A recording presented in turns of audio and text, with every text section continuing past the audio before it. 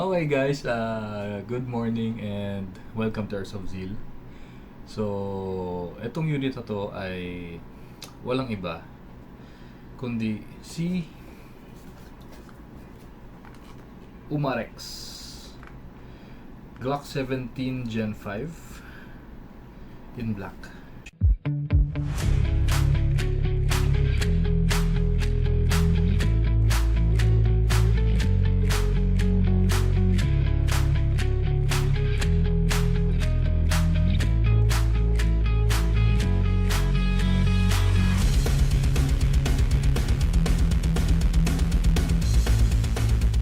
Okay.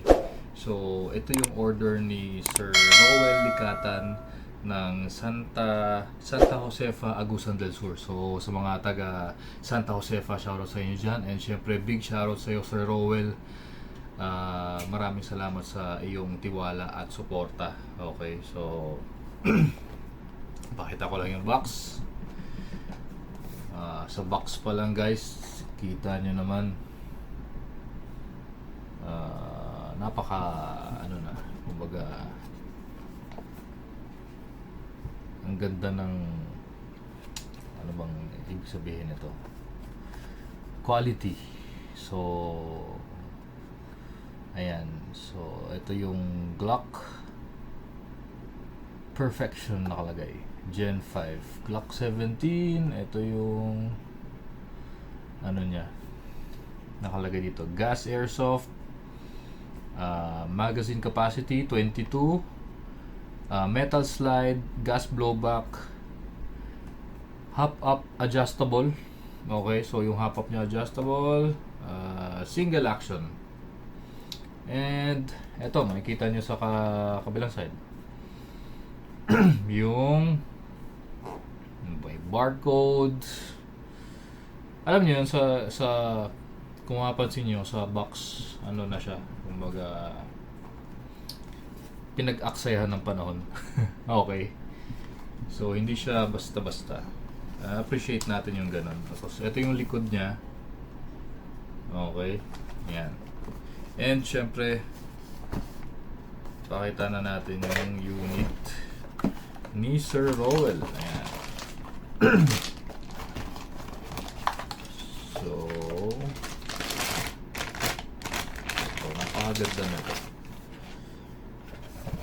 Okay, so ito si Umarex Glock 17 Gen 5. Okay, so sa previous videos natin na napakita ko na sa inyo to, ulitin ko lang. Ito ay officially licensed product by Glock. Okay, so ano bang ibig sabihin nun? Ito yung licensed version ng licensed version ng airsoft version. Okay, licensed siya by Glock. Okay, ano bang ibig sabihin nun? Ibig sabihin, lahat ng markings ng tunay na Glock ay makikita nyo dito. So hindi lang siya, ayan, so makikita nyo yung markings ng Glock 17 Gen 5 Austria 9x19. Ayan, tapos ito, meron siyang Glock markings. Ayan yung brand nila, ayan yung branding nila. Okay, so sa kabilang side, ayan yung serial number. Ito yung Glock, at ito yung Glock icon, di ba? So ayan, makikita nyo rin dyan yung maliit na yan. Ito, babasa nyo ba? Officially licensed product by Glock. Okay, so lahat ata ng sides meron siyang ano. Okay. So makikita nyo rin dito, ultimo sa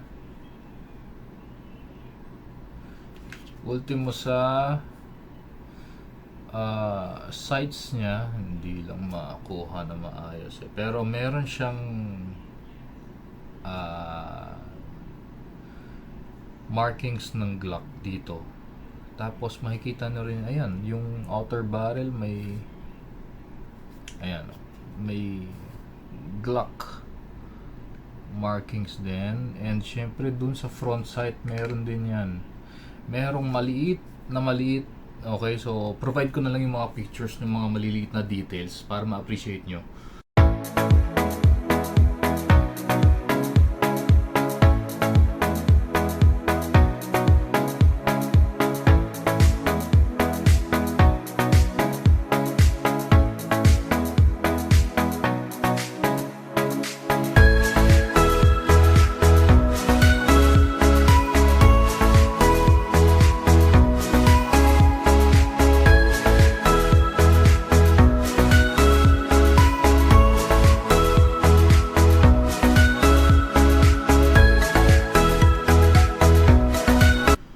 Okay, so ayun, ang ganda.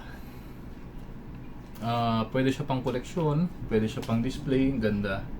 Tapos maganda rin siyang gamitin sa pelikula, di ba? And ito, even dun sa magazine, ayan, yung ilalim ng magazine meron siyang tatak. Ayan, hindi kasi ma-focus eh. Yan, meron siyang tatak ni Glock. Okay? So, ito rin sa likod. Ayan. So, yung Glock, tapos dito Austria. Okay, so maganda. Wala akong masabi na kasi parang ayun ko. Kamukhang-kamukha na siya ng tunay. Okay? 'Di ba? So, ang ganda.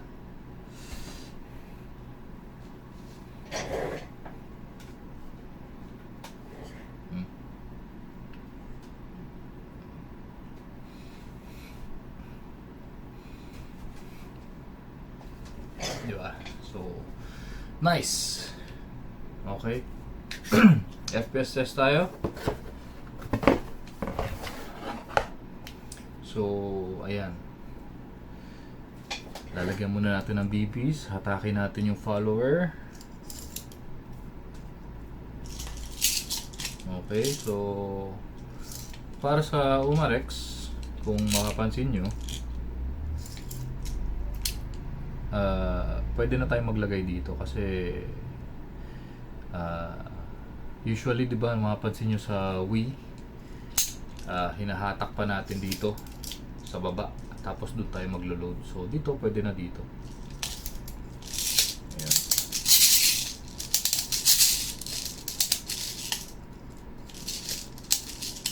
Ayan, loaded na with 11. Parang 11 ang bilang. Tapos sa pag-load ng gas, okay, ito yung gamit natin, yung number 12. Sa pag-load ng gas, ayan, makikita nyo, tulak nyo lang. Pwede nyo itulak or meron siyang knob dito. Hatakin nyo na lang. Tapos, ayan, slide nyo na lang. Tapos, ayan, makikita nyo na yung, ma-access nyo na yung inlet valve. Tapos, load time gas. Okay, puno na. Mapapansin nyo sa pag-load nyo ng magazine, ako napapansin ko kasi maririnig nyo rin naman. So, pag sinalpak nyo yung gas can nyo, maririnig nyo yung hissing sound eh. Pero wala, yung ibig ko sabihin hissing sound, yung pumapasok sa loob hindi yung sumisingaw. Maririnig nyo siya, parang may pumapasok sa loob. So, dito wala, pero I believe puno na siya pag ganun. Eto, paparinig ko lang Ayan, wala eh. Iba wala. So, ayun, siguro yun yung isang indicator para masabi mong puno na siya. Ayan. Yun lang. Tapos, FPS test. Pagsalpak sa magazine. Yan o. Always trigger finger out, guys. Huwag nyo kakalimutan yon. At huwag kayong magsasawa sa akin na palagi ko sinasabi yung ganon. Kasi every video, yan, sinasabi ko yan.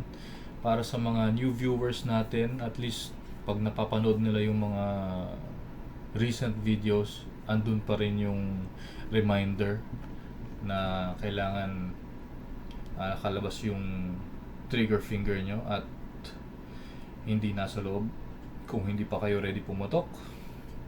At syempre, yung mga baril nyo ay nakatutok sa safe direction kung saan walang masasaktan, matatamaang masasaktan at hindi nyo naman target. Okay? So, ayun lang ang pinaka nun. Trigger finger out tsaka yung direction ng baril nyo. Okay, so importanteng alam natin yung gun safety dahil in case hawak tayo or maka-acquire tayo ng tunay, meron tayong discipline. Okay, so kahit sabihin mong laruan lang to, nakakasakit pa rin to. Okay, so sa pagkasa, bahala kayo saan yung hawakan, di ba? Pwede naman yun. Basta pag kinasa nyo, bitawan nyo lang and loaded na yun. So, ngayon, testing natin ang FPS nya gamit ang 0.2 or 0.20 grams na BBs. Okay? So, ito ay plastic BBs. Okay? So, para sa mga magtatanong kung okay bang balahan or kung pwede bang balahan ng metal BBs, steel BBs, pinakasagot dyan ay pwede. Ibig ko sabihin is pwede ay gagana siya. Okay? Gagana siya. Basta same size siya, 6mm, gagana sa gagana. Okay? Pero kung tatanungin nyo kung nire-recommend ba namin, hindi. Okay? So, iba syempre yung steel, iba yung metal. Mas matigas yun, mas solid yun kesa sa inner barrel nitong mga laruan natin. Okay? Pag binalahan nyo ng metal BBs yan, magagasgasan yung inner barrel. Eventually, hindi na, kung masisilip nyo kasi yung inner barrel, ang loob nyan sobrang kinis para yung flow ng BBs smooth, diretso, accurate. So pag binalahan nyo ng metal, pwede magasgasan, masira yung loob, may masiscrape dyan for sure, magiging, alam mo yun, powderized, magiging pulbos, tapos pwedeng ma-stuck sa loob ng chamber. So ayun, kaya hindi siya recommended. Okay? So i-discuss natin yan sa ibang videos, sa susunod na video siguro, more detailed. Okay, so ngayon ito muna tayo kay Umarex Glock 17 Gen 5. Grabe, ang ganda nito. Okay, fit sa kamay ko. Okay, so ayan, pag hindi pa ready pumutok, nakalabas ang daliri at tutok sa safe direction. Okay, so FPS test tayo gamit ng 0.20 firing.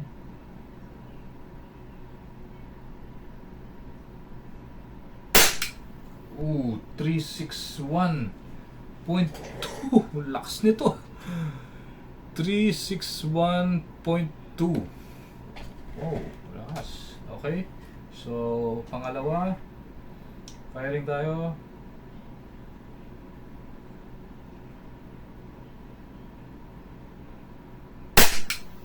Oh, 357.7. Okay. So, isa pa.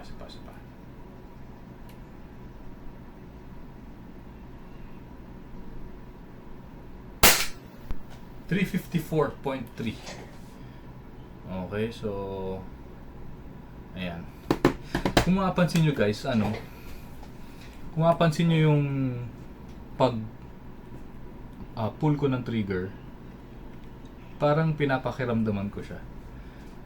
So, ayan o, meron siyang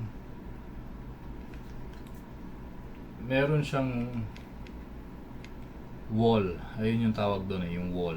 So, ako para sa akin, personally, ngayon, natitripan ko yung mga ganitong units na may ganito.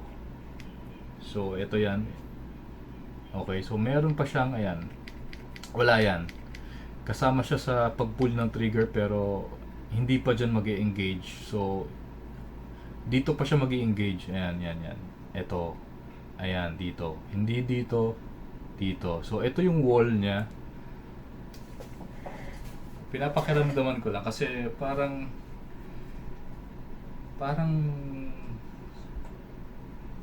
yung feeling ng sa tunay ba. Oh, ang saya. Recently kasi ang hilig ko manood ng mga yung sa tunay.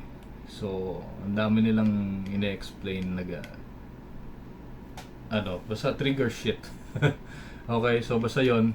So, yun yung hinahanap ko sa airsoft ngayon.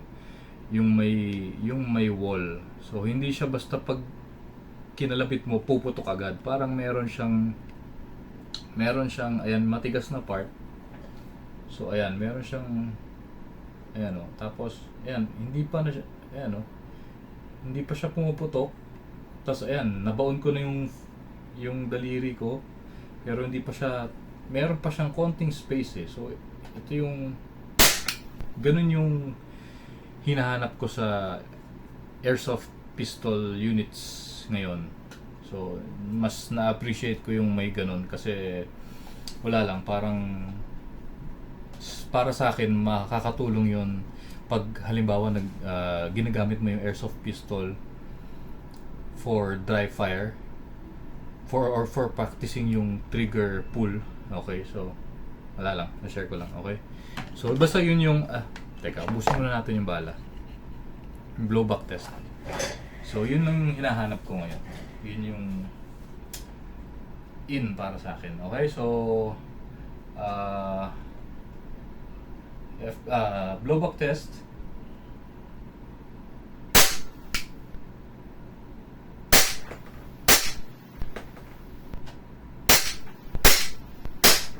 Grabe, diretso to. Grabe. Grabe, diretso. Okay. Ang saya. Ang saya ng ganito. So, Sir Rowell, grabe. Jackpot tong unit nyo. And for ganitong klaseng units, ang saya magkaroon ng ganito. Kasi tignan nyo, meron siyang matigas na to dito sa part na to. Matigas na So, mapapractice nyo kung kunyari gagamit kayo ng ganito for parang pistol drills. Makakatulong yun para sa akin makakatulong yun pag halimbawa meron kayong tunay or kung gusto nyong after airsoft sa tunay naman, feeling ko makakatulong yun kasi ayan ang tigas na tapos yung trigger control nyo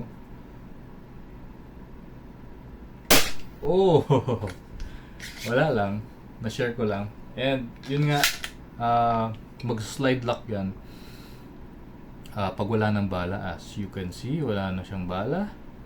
Una nyong gagawin guys is release nyo yung mag, baba nyo yung or i-rack nyo yung slide. Okay, tapos hammer down. Okay, so wala lang, ang sarap ng ganito